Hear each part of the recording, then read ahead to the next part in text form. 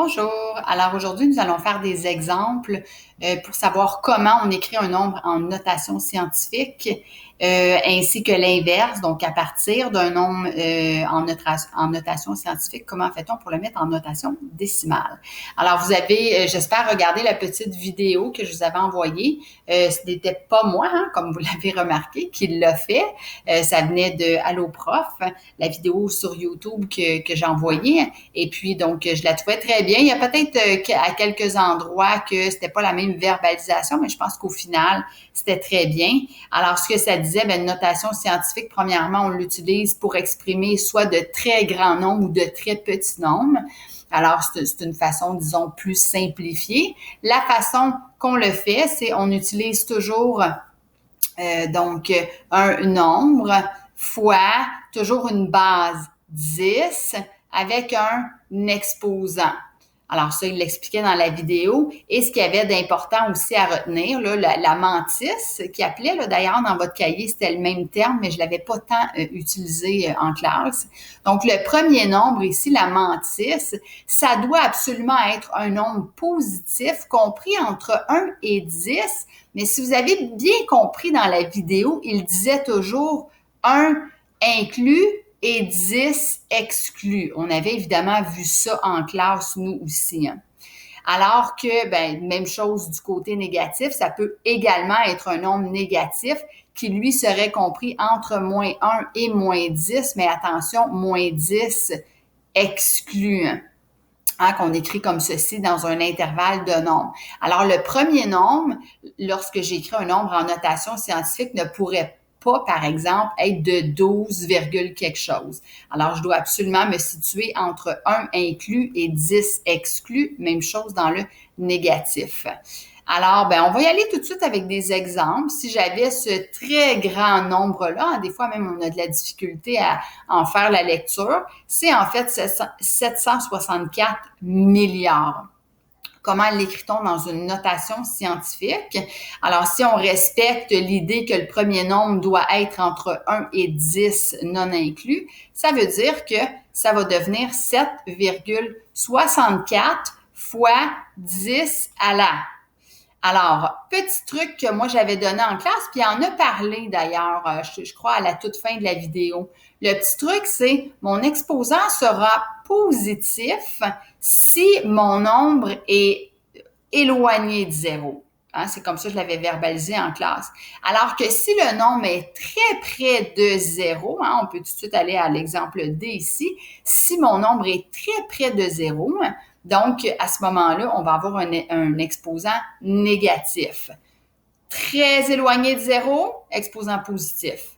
Très éloigné de zéro, même dans les négatifs, mais c'est quand même très loin de zéro, hein, exposant positif encore une fois. Alors, si je reviens à mon premier numéro, alors là, maintenant, j'ai ma virgule qui est ici, hein, et là, je dois aller regarder à savoir quel sera mon exposant ici. Au départ, ma virgule était là, et dans ma notation scientifique, j'ai été la mettre ici.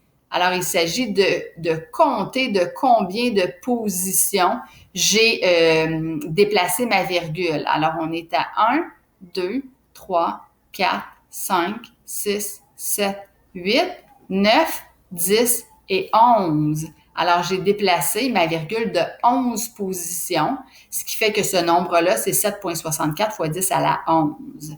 Même principe ici, ma virgule est à la fin et je vais la déplacer. J'ai pas le choix de me rendre ici si je veux respecter le entre 1 et 10 non inclus. Mon nombre devient donc 9,432,1 fois 10 à la... Je le sais que ça va être un nombre positif parce que mon nombre initial c'était un nombre qui était très éloigné de zéro. Maintenant, regardons, ma virgule initiale, je l'ai déplacée de combien de positions pour me rendre ici? Alors, je peux y aller dans n'importe quel sens, ça change rien. 1, 2, 3, 4, 5, 6, 7, 8, 9, 10, 11, 12, 13. Donc, je l'ai déplacé de 13 positions, ce qui fait que j'ai un exposant en 13 ici. Troisième exemple, Donc, ma virgule, elle est ici au départ et pour respecter le entre moins 10 et moins 1, j'ai pas le choix de la mettre ici. J'aurai donc moins 8 fois 10. Allons regarder l'exposant qui, lui, sera positif parce que j'avais un nombre très éloigné de 0 également. Alors, je pars soit ici ou là, ça ne change rien, et je regarde de combien de positions je l'ai déplacé. 1, 2, 3, 4, 5, 6, 7 et 8. Alors, mon exposant serait 8. Exemple D. Alors ici, on a un très petit nombre. Alors attention, si j'ai un très petit nombre, mon exposant sera négatif. Ma virgule, je n'ai pas besoin d'aller en placer une comme dans les numéros précédents parce que je l'ai déjà, elle est ici. Toutefois, si je la laisse là, ça ne respecte pas du fait que ma mantis doit être entre 1 et 10 non inclus. J'aurai pas le choix de déplacer ma virgule. Ça marcherait pas. Ça marcherait pas si je la mettais là. J'ai pas le choix de la mettre ici. Ce qui fait que ma mantis sera 3,26. Toujours fois 10 exposants. On a dit que mon exposant sera négatif parce que j'avais un nombre très près de 0. Maintenant, regardons de combien de positions nous avons changé la virgule. Nous avons déplacé, pardon, la virgule. Alors, que je parte d'ici ou là, c'est pas grave. J'ai juste à compter 1, 2, 3, 4, 5, 6, 7, 8 et 9. Oublie pas, hein, on a dit que c'était un négatif parce que le nombre était très près de 0. Hein. En E, alors même chose, j'ai un nombre ici qui est très près de 0.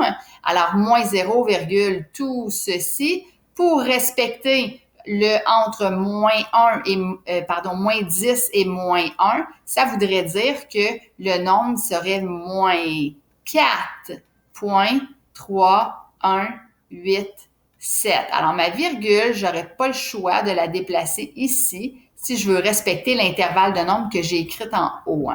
Alors, on continue avec, on écrit ça comme on est supposé. L'exposant ici sera négatif, encore une fois, puisqu'on avait un nombre très près de 0. Regardons de combien de positions nous avons déplacé la virgule. Alors, je vais compter, peu importe que je parte d'ici ou là, ça ne change rien. Je l'ai déplacé de 1, 2, 3, 4, 5, 6, 7. Donc, quand je dis ça ne change rien dans mon décompte. Quand on le sait que l'exposant sera négatif, que je compte à partir d'ici ou de là, ça ne change rien. Okay? Le déplacement va être le même. En fait, le nombre de déplacements serait le même. Et le dernier exemple, on a ici ce très petit nombre-là, très près de 0 également. Donc, mon exposant sera négatif. Pour respecter mon intervalle de nombre, je vais devoir déplacer cette virgule-là ici. Donc, attention, n'oublie pas qu'il y a un moins au départ. Alors, moins 8,147 fois 10 exposant. On le sait que ça va être un négatif parce qu'on avait un nombre très près de 0. Ensuite de ça, allons compter. Ma virgule, nous l'avons déplacée de combien de positions? Et n'oublie pas que ce sera négatif. Alors, peu importe si je pars d'ici, je l'ai déplacé de 1, 2, 3, 4, 5, 6, 7, 8 et 9. N'oublions pas notre négatif. Moins 9.